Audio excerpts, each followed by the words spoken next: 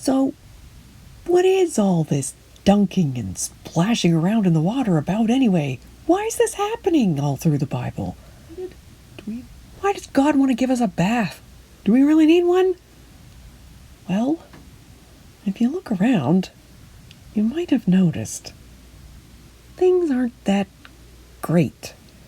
I mean, there's a lot of good things, but there's some bad things too, and I don't know about you, but I've done some of those bad things. I mean, there's degrees.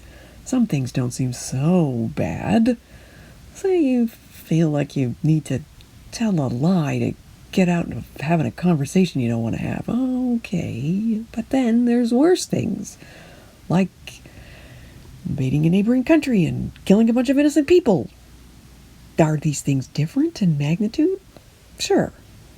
But in contrast with the incomprehensible super perfection of the one who brought all things into being with his unfathomably powerful word of love, well, in contrast with that, one badness is probably very much like another in his eyes. There's a holiness gap between us and God. I mean, look at us. We can't just bring something to life because we feel like it. God does that every day. He doesn't ask so much of us either, really. Be loving. Jesus says the greatest commandments were, love the Lord thy God with all your heart, and all your soul, and all your mind, and love your neighbor as yourself.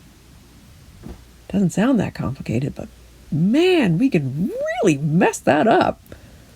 And this all started way back in Genesis, after the good part, where Adam and Eve and all the animals were living together in the Garden of Eden, happily ever after, until they fell for that hoo-ha the serpent was telling them. Hey, you'll be like God if you eat this forbidden fruit. Really? Looks pretty tasty. So they eat it, and it turns out to be the fruit of the tree of the knowledge of good and evil. The knowledge of good and evil. We picked this course. It was a terrible idea. Now we know what evil is. Terrible idea, everyone. But it was too late. Now that we knew evil, we have sin and death. Life would be much better without these things, but this is the hand that we dealt ourselves. So, death we know about. What is the sin business? Well, this is the essence of the holiness gap between us and God. This is the stuff we get wrong. That's what the original Greek word for sin, amartia, means. Amartia, derived from a root word, which means to miss the mark. Like if you're aiming at a bullseye, or to err. So it's ancient Greek for a swing and a miss, really. That's what a sin is. So when you're sinning, you're basically erring or getting something wrong.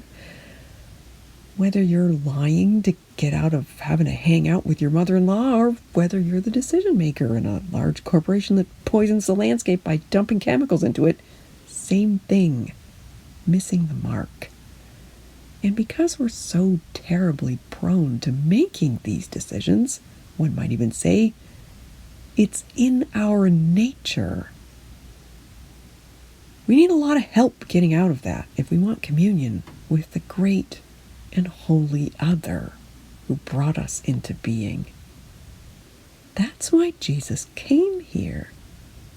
He handles the mess from our swing and a miss. He handles the missed bullseye. He corrects our errors.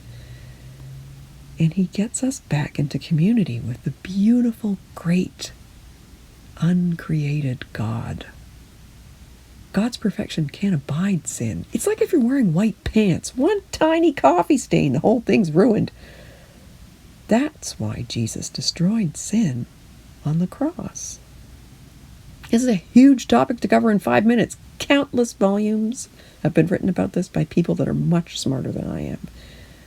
My advice is the best way to learn about this? Pray. Ask about it. You'd be surprised how God leans in and chats with you about this question. He loves to forgive. Gets that latte stain right out of those white pants, no problem. That's why Christianity is such a sweet deal.